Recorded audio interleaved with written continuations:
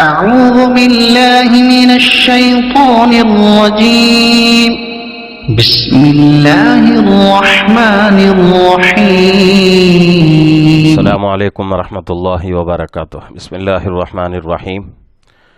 محترم ناظرین و سامعین، آج جمعرات ہے، سوال جواب کی مجلس شروع ہو رہی ہے۔ کچھ سوالات آئے ہوئے ہیں، مختصر طور پر انشاءاللہ ان کے جوابات دے دوں گا۔ پہلا سوال یہ ہے کہ سوال کیا جا رہا ہے کہ مفتی صاحب، کیا بلڈ بینک میں خون جمع کرانا جائز ہے؟ تو اس میں دو صورتیں ہیں۔ ایک صورت ہے کہ بھئی کسی کو خون دینا ہے اور جس کو ضرورت ہے وہ سامنے آدمی موجود ہے، اب یہاں ہمارے بدن سے خون نکالا جائے گا اور اس کے بدن میں چڑھایا جائے گا، تو اس کی گنجائش ہے۔ یہاں تک شریعت ہمیں اجازت دیتی ہے کہ بھئی فوراً آدمی کے بدن سے خون نکالے اور دوسرے کے بدن میں چڑھا دیا جائے۔ لیکن بلڈ بینک میں خون جمع کرانا پہلے سے ہی شریعت اس کو جائز نہیں کہتی۔ خون تو ہم دے سکتے ہیں، کسی کو ضرورت پڑے تو خون دینا کوئی ممنوع چیز نہیں ہے، ناجائز اور حرام نہیں کہیں گے، جائز ہے۔ لیکن اس کا طریقہ یہ ہے کہ بھئی جس آدمی کو ضرورت ہے خون، وہ مریض ہمارے سامنے ہو، جیسے ہی ہمارے بدن سے خون نکالا جائے گا تو فوراً وہ خون اس کے بدن میں چڑھا دیا جائے گا۔ ہمارا خون بلڈ بینک میں جمع نہیں ہوگا تو مضائقہ نہیں ہے۔ پہلے سے ہی بلڈ بینک میں جمع کرانا اس کی شریعت میں گنجائش نہیں ہے۔ اسی طریقے سے ایک سوال کیا جا رہا ہے کہ مفتی صاحب، بدن کے کون سے بال کاٹنا جائز ہے اور کون سے جائز نہیں ہے؟ تو کچھ بال ہیں جن کا کاٹنا ضروری ہے، اور کچھ بال ہیں جن کا نہ کاٹنا ضروری ہے، اور کچھ بال ہیں جن کا کاٹنا مکروہ ہے اور رکھنا بہتر ہے۔ تو ایسے بال ہیں، اس میں سے پہلے وہ بال جو کہ کاٹنا ضروری ہے وہ ہیں زیر ناف بال، اور اسی طریقے سے کاندھے کے نیچے کے بال، زیر بغل کے بال۔ تو یہ بال کاٹنا ضروری ہے، اور اس کے لیے شریعت مدت مقرر کر رہی ہے کہ 40 دن سے زیادہ مدت نہ ہونے پائے، 40 دن کے اندر یہ بال صاف کر لیں۔ اور اسی طریقے سے نہ کاٹنے والے بال، جیسا کہ داڑھی ہے، داڑھی نہیں کاٹنا چاہیے۔ اگر کوئی آدمی داڑھی کاٹ رہا ہے تو گنہگار ہوگا وہ آدمی۔ یہ داڑھی رکھنا تمام جتنے بھی انبیاء دنیا میں مبعوث ہوئے ہیں، بالاتفاق سبھی انبیاء کے پاس سنت ہے، اور اس کو واجب کے درجے میں رکھا گیا ہے کہ مسلمان کا داڑھی رکھنا واجب ہے۔ اسی طریقے سے مونچھ ہے، مونچھ آدمی کاٹ سکتا ہے، اور کاٹنے میں تھوڑا کم کاٹ سکتا ہے اور تھوڑا زیادہ بھی کاٹ سکتا ہے۔ یہاں تک کاٹنے کی اجازت ہے کہ یہ ہونٹ کے جو سفیدی ہے، جو چمڑا جو نظر آ رہا ہے ہونٹ کے اوپر کا یہ حصہ، یہ چمڑا نظر آ جائے، وہاں تک ہم کو کاٹنے کی اجازت ہے۔ اسی طریقے سے پیر کے بال ہیں، اور سینے کے اوپر کے بال ہیں، پیٹھ کے بال ہیں، یہ بال نہیں کاٹنا چاہیے، اس لیے کہ شریعت ان بالوں کو کاٹنے کی اجازت نہیں دیتی۔ اسی طریقے سے ایک تیسرا سوال پوچھا جا رہا ہے کہ مفتی صاحب، اگر کوئی لڑکا کسی لڑکی سے پیار کرتا ہے اور اس سے شادی کرنا چاہتا ہے، لیکن اس کے گھر والے اس لڑکی کا رشتہ نہیں دیتے، تو کیا ان دونوں کو بھاگ کر شادی کرنا جائز ہے؟ تو اس میں اس مسئلے میں تھوڑی دیر کے لیے سوچنے کی ضرورت ہے کہ دنیا کا وصول ہے، جیسا کرو گے ویسا پاؤ گے، جیسی کرنی ویسی بھرنی، جنت بھی ہے دوزخ بھی ہے۔ شاعر کہتا ہے جیسی کرنی ویسی بھرنی، نہ مانے تو کر کے دیکھ، جنت بھی ہے دوزخ بھی ہے، نہ مانے تو مر کے دیکھ۔ تو اگر آج ہم یہ عمل کرتے ہیں تو کل کے دن ہمارے بچے بھی عمل کریں گے۔ اگر کسی نوجوان کو کسی لڑکی سے پیار ہو گیا، سب سے پہلی بات تو یہ ہے کہ بھئی یہ پیار، یہ محبت، یہ تمام چیزیں غلط ہیں، شریعت اس کی بالکل اجازت نہیں دیتی، اور ہم یہی سمجھتے ہیں کہ بھئی دنیا میں، اس دھرتی میں سب سے بڑا جھوٹ اگر کوئی ہے تو وہ یہی ہے کہ آدمی پیار اور محبت کے دعوے کرے کسی اجنبی عورت سے، کسی اجنبی لڑکی سے۔ تو یہ تمام چیزیں شریعت کے اندر جائز نہیں ہے، اور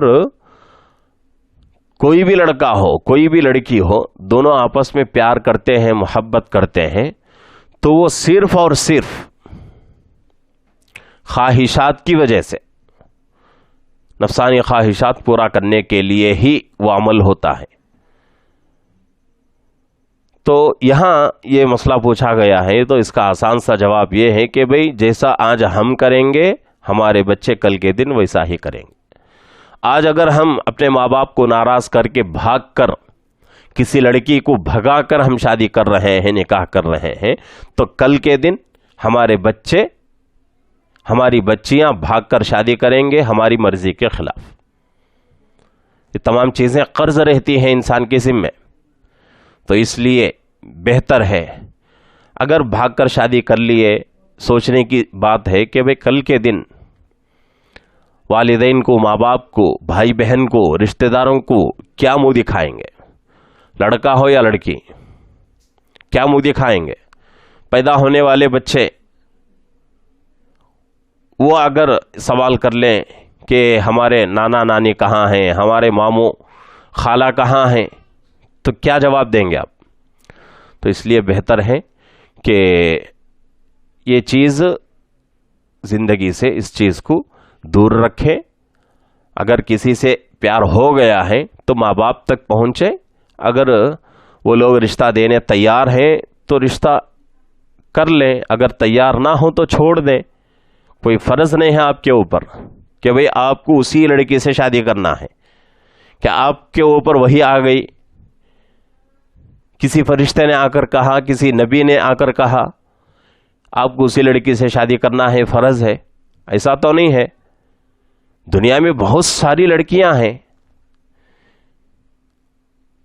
کوشش کریں ان کو منائیں، اگر نہیں مانتے تو چھوڑ دیں، اس لیے کہ وہ بھی ایک گھر کی بیٹی ہے۔ آج ہم یہ کام کریں گے تو کل کے دن کوئی ہماری بچیوں کے ساتھ وہ کام کرے گا، تو اس لیے ان تمام چیزوں کے چکروں میں نہ پڑے۔ ایک سوال پوچھا جا رہا ہے کہ اگر کوئی امام کے بالکل پیچھے جہاں مؤذن کھڑتا ہے، یعنی کہ بالکل امام کے سیدھے اگر کوئی کرسی ڈال کر نماز پڑھے تو کیا اس کی نماز ہوگی یا نہیں؟ کہیں کہیں دیکھنے میں آتا ہے کہ بھئی امام کا مصلی ہے، امام نماز پڑھا رہا ہے، اس کے بالکل پیچھے کچھ لوگ کرسی ڈال کر بیٹھ جاتے ہیں نماز پڑھانے کے لیے، نماز پڑھنے کے لیے جماعت کے ساتھ۔ تو یہاں بالکل امام کے پیچھے نماز کرسی ڈال کر، کرسی پر بیٹھ کر نماز پڑھنے سے نماز تو ہو جائے گی، ایسا فتویٰ ہم نہیں دیتے کہ بھئی نماز نہیں ہوتی، حرام ہے، ناجائز ہے، ایسا تو فتویٰ نہیں ہے، نماز تو ہو جائے گی، لیکن صف کی جو خوبصورتی ہے وہ ختم ہو جائے گی۔ اس لیے کہ ایک آدمی اگر آ کر یہاں امام کے بالکل پیچھے کرسی ڈال کر بیٹھے گا تو اس کو دیکھ کر ایک دوسرا آدمی بھی آئے گا اور اس کو دیکھ کر ایک تیسرا آدمی آئے گا، ایک لمبی قطار لگ جائے گی۔ اور مسجدوں میں دیکھا یہ جاتا ہے کہ بھئی وہ لوگ جو کرسیوں پر بیٹھ کر نماز پڑھنے والے ہیں وہ اذان سے پہلے یا اذان کے فوراً بعد مسجد میں آ جاتے ہیں، اپنی کرسی سنبھال لیتے ہیں، اور جو کھڑے ہو کر نماز پڑھنے والے ہیں وہ کچھ آگے پیچھے کر کے وقت کو آتے ہیں۔ تو پھر اگر اس کی اجازت دی جائے کہ بھئی تم امام کے پیچھے نماز پڑھ سکتے ہیں، تو پہلی صف میں کوئی آدمی کھڑے ہو کر نماز پڑھنے والا نظر نہیں آئے گا۔ تو اس لیے بہتر ہے کہ کرسی پر بیٹھ کر نماز پڑھنے والے جو لوگ ہیں ان کو مسجد کے کنارے پر ایک باؤنڈری بنا دی جائے، وہاں وہ لوگ بیٹھ کر نماز پڑھیں۔ نماز تو ہو جائے گی امام کے بالکل پیچھے کرسی ڈال کر نماز پڑھنے سے، لیکن خوبصورتی ختم ہو جائے گی۔ تو اس لیے ان لوگوں کو مسجد کے چاہے وہ دائیں طرف ہو چاہے بائیں طرف ہو، ان لوگوں کو ایک کنارے پر باؤنڈری بنا کر وہاں ان کے لیے وہ جگہ متعین کر دیا جائے تو یہ بہت ہی بہتر رہے گا۔ اسی طریقے سے ایک سوال پوچھا جا رہا ہے، اس سے پہلے بھی یہ سوال آیا تھا کہ مفتی صاحب پلاسٹک کی ٹوپی پہن کر نماز پڑھنا کیسا ہے؟ تو پلاسٹک کی ٹوپی پہن کر نماز پڑھنا کوئی ناجائز اور حرام نہیں ہے، پڑھ سکتے ہیں، نماز ہو جائے گی۔ لیکن اللہ رب العزت نے قرآن پاک میں فرمایا ہے خُذُوا زِینَتَکُمْ عِندَ کُلِّ مسجد، جب بھی مسجد میں آؤ اپنے آپ کو سنوار کے مسجد میں آؤ۔ اب نماز پڑھنے کے لیے لوگوں کو مسجد ہی جانا پڑتا ہے، تو اس لیے بہتر یہ ہے کہ بھئی جب ہمارے کپڑے قیمتی ہیں، ہمارے چپل قیمتی ہیں، ہمارے جوتے شوز ہمارے قیمتی ہیں، 2,000 3,000 کا جوڑا ہم پہن رہے ہیں، 400 500 روپے کے چپل ہم پہن رہے ہیں، اور ٹوپی ہمارے سر پر نہیں ہے، اور آ کر ہم مسجد کی مفت کی ٹوپی لگا کر نماز پڑھیں، تو یہ بے ادبی ہے، اللہ کے دربار کے ادب کے بالکل خلاف ہے۔ ہونا تو یہ چاہیے کہ بھئی 2,000 کا کپڑا پہن رہا ہے، 200 300 400 کے چپل جوتے پہن رہا ہے، تو ہونا تو یہ چاہیے کہ بھئی سر کے اوپر اچھی خوبصورت ٹوپی لگا لے، لگا کر اپنے سر کو سجا لے۔ پلاسٹک کی ٹوپی اور وہ بھی وقف کی ہوئی ٹوپی لگا کر نماز پڑھنے کی کیا ضرورت پیش آئی؟ تو اس لیے بہتر ہے کہ ٹوپی لگانے کی عادت ڈالیں، اور ہم نے یہ نہیں کہتے کہ بھئی بغیر ٹوپی کے نماز نہیں ہوتی، ہو جائے گی بغیر ٹوپی کے، لیکن اس میں یہ ہے کہ بھئی کچھ نیکیاں کم ہو جائیں گی، اس لیے کہ سنت چھوٹ رہا ہے۔ ٹوپی لگانا سنت ہے، اور اللہ کے نبی پاک صلی اللہ علیہ وسلم پوری زندگی ٹوپی اور عمامہ باندھتے تھے۔ لوگوں کا کہنا ہے کہ بھئی ٹوپی لگائیں گے تو سر کے بال خراب ہو جائیں گے، بعض لوگ کہتے ہیں گرمی کی وجہ سے بال جھڑ جاتے ہیں ٹوپی لگانے سے۔ عجیب لوگوں کا ذہن بنتا جا رہا ہے دین کے اعتبار سے۔ وہ ٹوپی جو کہ مسلمان کی علامت ہے، ایمان کی علامت ہے، اسلام کی علامت ہے، اس ٹوپی سے لوگ اتنی نفرت کرتے ہیں کہ اپنے سر پر لگاتے نہیں ہیں، اور اس کے لیے بہانے کرتے ہیں کہ بھئی ہمارا ہیئر اسٹائل خراب ہو جائے گا، یا گرمی کی وجہ سے ہمارے بال جھڑ جائیں گے۔ تو یہ تمام چیزیں بہانہ ہیں۔ کتنے لوگ ایسے ہیں جن کے سروں سے کبھی ٹوپی نہیں نکلتی اور ان کے سر پر بال بھی رہتے ہیں، اور کتنے لوگ ایسے ہیں جو پگڑیاں باندھتے ہیں اپنے سروں پر، ٹوپی بھی اور اوپر سے پگڑی بھی، لیکن ان کے بال نہیں جھڑتے۔ آپ کو کیا مصیبت پڑی ہے، آپ کے اوپر کیا پریشانی آئی ہے کہ آپ ٹوپی لگائیں اور ٹوپی لگانے کی وجہ سے گرمی پیدا ہو جائے آپ کے سر میں اور اس گرمی سے بال جھڑ جائے؟ تو اس تمام چیزیں بہانہ ہیں، بہانے کر کے آج ہم یہاں اپنی جان چھڑا سکتے ہیں، لیکن اللہ کے دربار میں حاضری دینا ہے، اللہ کے نبی پاک صلی اللہ علیہ وسلم کے سامنے کھڑا ہونا ہے، تو اس لیے تھوڑا اس کے اوپر فکر کرے کہ ٹوپی لگانے کی عادت ڈالیں۔ جب آپ لوگ ٹوپی لگائیں گے تو انشاءاللہ کافروں کے اوپر اس ٹوپی کا رعب آئے گا، عزت اللہ رب العزت بڑھا دیں گے ٹوپی کی وجہ سے۔ تو اس لیے ٹوپی لگانے کی عادت ڈالیں۔ لیکن جہاں تک اس مسئلے کا جواب ہے، پلاسٹک کی ٹوپی پہن کر نماز پڑھنا جائز ہے، ہو جائے گی، لیکن اللہ کے دربار کے ادب کے بالکل خلاف ہے۔ اسی طریقے سے ایک سوال پوچھا جا رہا ہے کہ مفتی صاحب آج کل بہت سارے نوجوان آن لائن میں کچھ ایڈ وغیرہ دیکھ کر اس میں پیسہ انویسٹ کرتے ہیں، کاروبار کرتے ہیں، تو کیا اس طرح کاروبار کرنا جائز ہے یا نہیں ہے؟ تو یہ وقت کا بہت بڑا فتنہ ہوتا جا رہا ہے، بہت بڑا فتنہ ہو رہا ہے۔ اچھے لوگ اس معاملے میں پھنستے جا رہے ہیں کہ فیس بک چلا رہے ہیں یا یوٹیوب دیکھ رہے ہیں، تو اس میں درمیان میں کسی چیز کا ایڈ آ جاتا ہے اور اس پہ پلان رہتا ہے کہ بھئی اتنے پیسے اگر آپ انویسٹ کریں گے تو اتنا نفع آپ کو ملے گا۔ تو اس میں بہت ساری چیزیں جمع ہو جاتی ہیں۔ ایک یہ ہے کہ بھئی ایڈ جس چیز کا آ رہا ہے پہلے اس کو دیکھنا ہے کہ حلال ہے یا حرام۔ حلال ہے تو آپ کا انویسٹ کرنا کوئی مذائقے والی بات نہیں ہے، حرام ہے تو آپ کا انویسٹ کرنا ہی حرام۔ اس کے بعد دوسرا درجہ یہ رہتا ہے، دوسری بات یہ رہتی ہے اس میں کہ بھئی ہم لوگ انویسٹ کر رہے ہیں، لیکن کمپنی کے کیا قوانین ہیں، کیا اصول ہیں، کیا ضوابط ہیں، ان کو دیکھنا ہے۔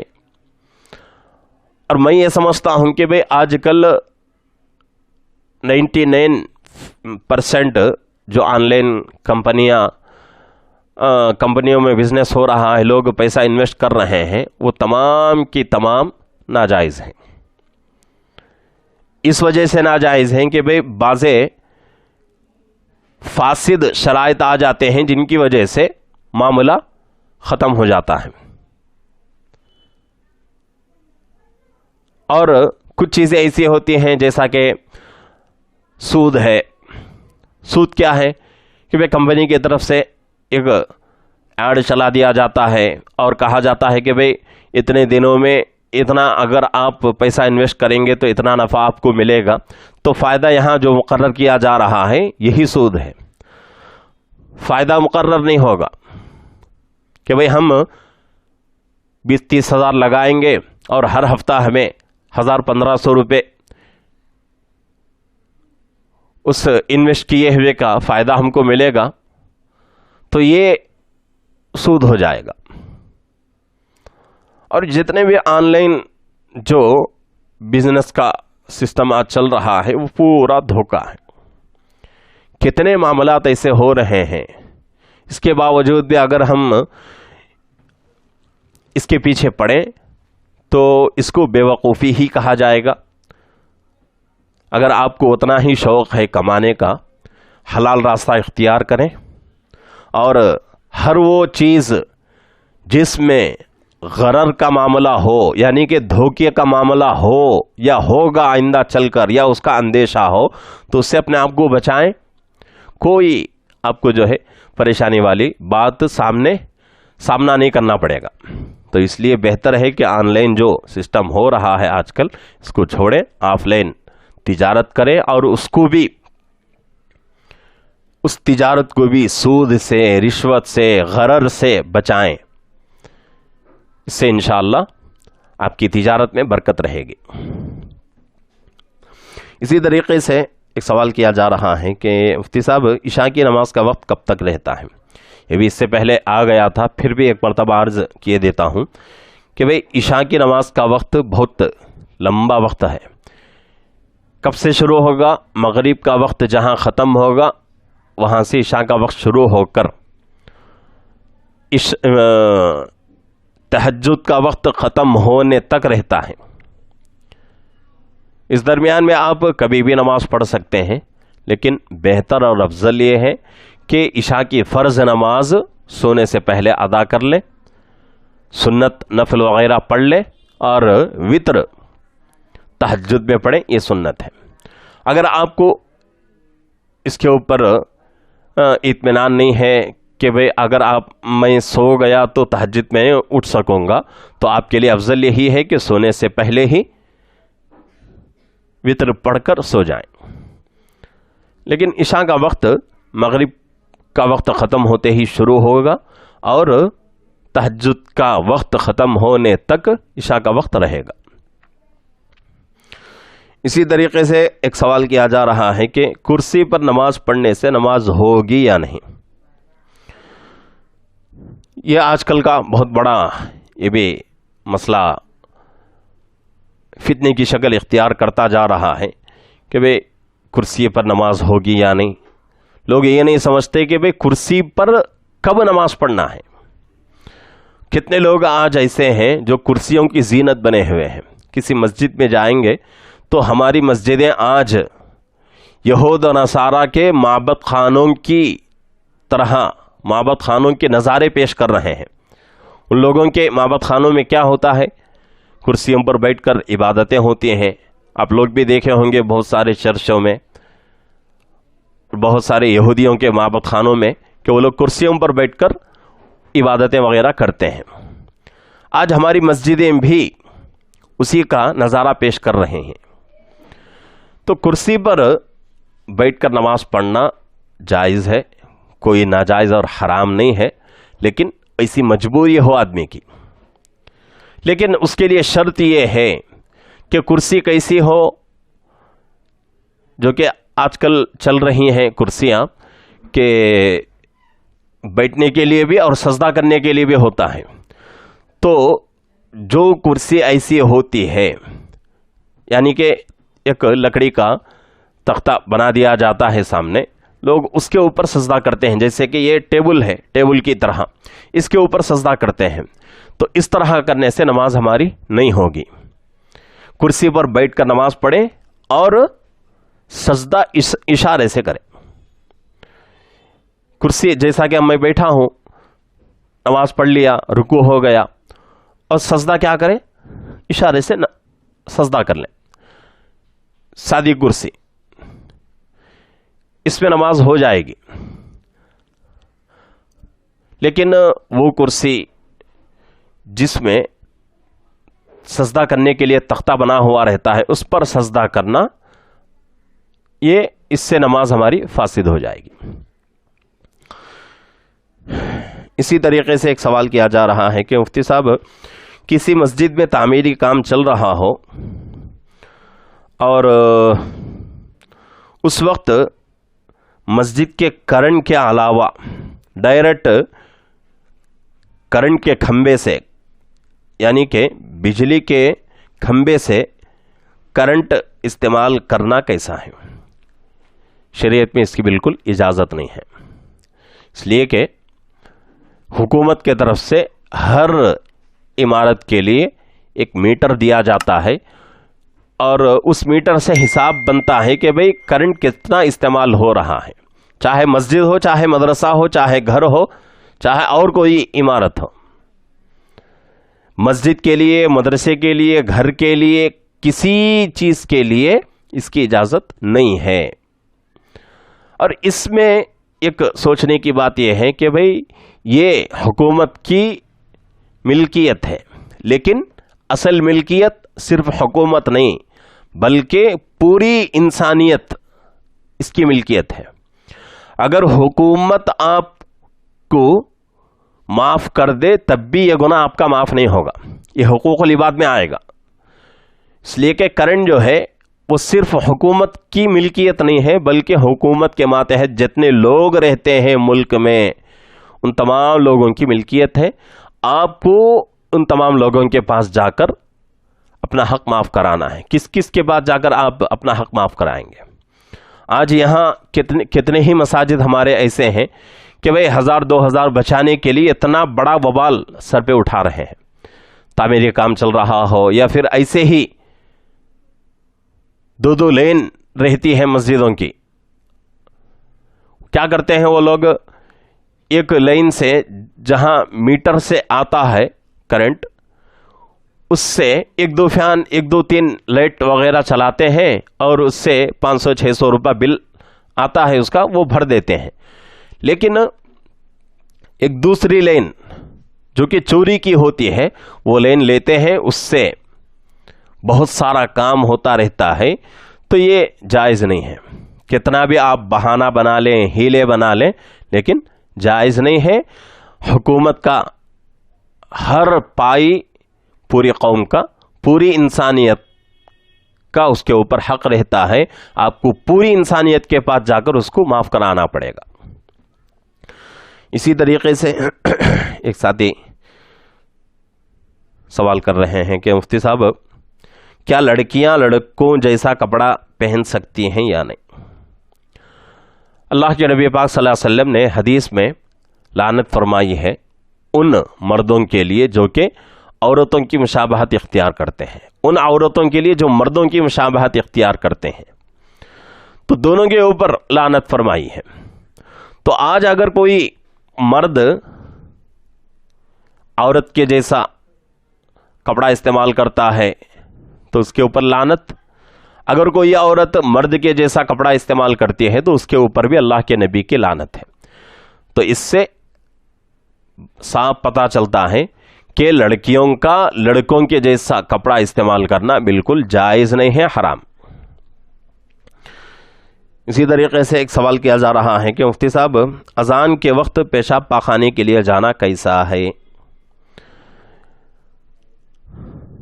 تو پیشاب پاخانہ طبعی ضرورت ہے، اس میں ہمارا کوئی عمل دخل نہیں ہے. اذان کا جواب دینا ضروری ہے. اب پیشاب کے لیے جائیں گے، پاخانے کے لیے جائیں گے تو اذان کا جواب ہم وہاں بیٹھ کر نہیں دے سکتے. تو اس لیے دیکھیں گے کہ بھئی پیشاب پاخانے کا تقاضا ضروری ہے، یعنی کہ پیشاب زور کا لگا ہوا ہے تو ہم چلے جائیں گے. اس لیے کہ پیشاب اور پاخانہ کی زیادہ ضرورت ہو تو ایسے وقت میں نماز کو بھی مؤخر کرنے کی شریعت اجازت دے رہی ہے. تو ایسے وقت میں ہم کیا کریں گے؟ چلے جائیں گے. لیکن پیشاب پاخانے کی ضرورت تو ہے لیکن اشد ضرورت نہیں ہے. کچھ وقت ہم رہ سکتے ہیں تو بہتر یہ ہے کہ وہ پیشاب پاخانے کے لیے نہ جائیں بلکہ اذان کا جواب دیں، اذان مکمل کر لیں تو اس کے بعد اپنی ضرورت پورا کرنے کے لیے جائیں. اسی طریقے سے ایک سوال کیا جا رہا ہے کہ مفتی صاحب دو بھائی ہیں، اس میں سے ایک بھائی کماتا ہے اور ایک نہیں کماتا، اس کی تعلیم جاری ہے یا پھر وہ ایسے ہی گھر میں رہتا ہے. تو اب یہاں دونوں بھائی اور ماں باپ سب ایک ہی گھر میں رہتے ہیں. تو ایسے وقت میں باپ کی جائیداد باپ کے انتقال کے بعد اگر تقسیم ہو تو بھائی کی جائیداد بھی جو کہ ایک ہی گھر میں رہ کر کمائے ہیں وہ جائیداد باپ کی جائیداد میں اس کو شامل کر کے تقسیم کریں گے یا اس کو الگ کریں گے؟ تو بہت ہی بہترین مسئلہ ایک نے پوچھا ہے. تو یہاں سوچنا یہ ہے کہ بھئی بیٹے نے جو کاروبار شروع کیا ہے وہ کس کے پیسے سے شروع کیا ہے؟ باپ کے پیسے سے اگر شروع کیا ہے تو وہ پورا کا پورا اس تجارت سے، اس بزنس سے جتنا بھی وہ کما رہا ہے، کما کے جائیداد بنایا ہے، وہ تمام باپ کی ملکیت ہے. ان تمام جائیدادوں کو باپ کی ملکیت میں ملا کر سب ورثاء میں تقسیم کریں گے. نہیں، اگر وہاں پیسہ انویسٹ جو کیا ہے بیٹے نے اس میں باپ کا کچھ بھی پیسہ نہیں ہے تو اس کو الگ کر دیا جائے گا. باقی جو باپ کا مال ہے اس کو میراث کے تحت تقسیم کر دیا جائے گا. اگر اس میں ایک صورت یہ بھی بن سکتی ہے کہ بھئی ایک ہی گھر میں ماں باپ بھی ہیں اور بچے بھی ہیں. ایک بیٹا کمانا چاہتا ہے لیکن اس کے پاس پیسہ نہیں ہے. اب پیسہ کون دے گا؟ باپ دے گا. باپ اگر پیسہ دے گا اس پیسے کو وہ بیٹا انویسٹ کرے گا، تجارت میں لگائے گا، اس سے جو کما رہا ہے پورا مال باپ کا ہو جائے گا. لیکن اس کی دوسری شکل یہ بنتی ہے کہ بیٹا کیا کرے، باپ سے کچھ پیسے قرض لے لے، جتنے اس کو چاہیے، 2 لاکھ چاہیے، 4 لاکھ چاہیے، 10 لاکھ چاہیے، قرض لے باپ سے۔ قرض لے کر اپنی تجارت شروع کرے اور وہ قرض واپس کر دے، یا پھر قرض واپس نہیں کیا بلکہ باپ کے رہتے ہوئے یہ معاملہ طے ہوا تھا کہ میں آپ سے 10 لاکھ روپے قرض لے رہا ہوں اس وجہ سے کہ میں اپنی تجارت شروع کروں، جب میری تجارت ہوگی اور اس میں جب مجھے نفع آنے لگے گا تو میں آپ کو تھوڑے تھوڑے پیسے یا ایک ہی مرتبہ اکٹھے 10 لاکھ روپے میں آپ کو ادا کر دوں گا۔ تو یہ معاملہ اگر ہو جائے کسی سے تو وہ 10 لاکھ روپے، وہ 5 لاکھ روپے جو کہ قرض کے طور پہ لیا ہے، وہی پیسے باپ کی جائیداد میں آئیں گے، باقی مال جو کما رہا ہے بیٹا وہ اس کا اپنا ذاتی۔ تو یہ شکل ایک بن سکتی ہے۔ اسی طریقے سے ایک سوال کیا جا رہا ہے کہ مفتی صاحب، عورتیں کسی پیر سے بیعت ہو سکتی ہیں یا نہیں؟ تو کوئی مذائقے والی بات نہیں ہے، بیعت تو ہو سکتی ہیں، لیکن شرط یہ ہے کہ بے پردگی کا مظاہرہ نہ ہو، بے پردگی نہ ہو۔ پردے کے پیچھے عورتیں بیٹھے، پیر یہاں بیٹھے اور ہاتھ میں ہاتھ ملا کر بیعت نہ دے، بس کلمے کچھ جو بیعت کے وقت پڑھائے جاتے ہیں کلمات، ان کلمات کو پڑھا دیں، اور عورت کے لیے حکم یہ ہے کہ بھئی زور سے بھی نہ پڑھے، آہستہ پڑھے، اس لیے کہ عورت کی آواز بھی سطر میں داخل ہے، عورت کی آواز کا بھی پردہ ضروری ہے۔ تو اس طریقے سے اگر یہ شرطیں پائی جاتی ہیں کہ بے پردگی کا مظاہرہ نہیں ہوتا اور ہاتھ میں ہاتھ ڈال کر پیر بیعت نہیں دیتا، اور بیعت کے جو کلمات ہیں عورت آواز سے نہیں پڑھتی، آہستہ پڑھتی ہے، تو عورت کسی پیر سے بیعت ہو سکتی ہے، کوئی مذاقے کی بات نہیں ہے۔ اسی طریقے سے ایک سوال کیا جا رہا ہے، آخری سوال ہے کہ مفتی صاحب، مقدر میں جو چیز لکھی ہوئی ہے کیا وہ ٹل سکتی ہے؟ اللہ کے نبی پاک صلی اللہ علیہ وسلم کی حدیث موجود ہے کہ دعاؤں سے کیا کرو، اپنی مقدر کو بدل سکتے ہو۔ تو دعا ایک ایسی چیز ہے جس کی وجہ سے ہم کیا کر سکتے ہیں، اپنی مقدر بدل سکتے ہیں، لیکن یہ کوئی لازم اور ضروری بھی نہیں ہے کہ بھئی مقدر کی چیز دعا کے ذریعے سے ہر حال میں ٹل جائے گی، وہ اللہ کی مرضی ہے۔ اللہ جس چیز کو ٹلانا چاہیں دعا کی برکت سے ٹلا دیں گے، جس چیز کو نہ ٹلانا چاہیں وہ اللہ کی مرضی ہے۔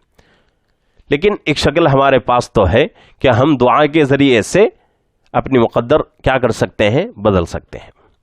تو یہ کچھ آج کے مسائل تھے، اور یہ 30ویں مجلس تھی ہماری، 30ویں مجلس آج مکمل ہو رہی ہے۔